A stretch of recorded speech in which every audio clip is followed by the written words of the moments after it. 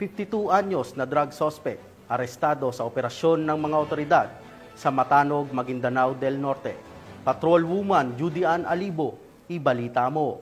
Ng Matanog PNP ang isang drug suspect matapos mahulihan ng hinihinalang shabu sa Matanog, Maguindanao del Norte nito lamang ika-24 ng Oktubre taong kasalukuyan.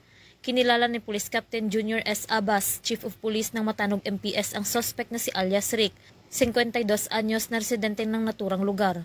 Naresto ang suspect matapos maaktuhan ng mga pulis na nagsasagawa ng iligal na aktibidad na droga.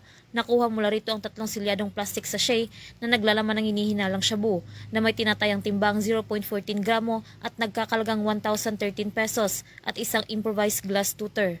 Sa ngayon, ang suspect ay nasa kustudiya ng Matanog MPS at nakatakdang sampahan ng kasong paglabag sa Republic Act 9165 ang Comprehensive Dangerous Drugs Act of 2002.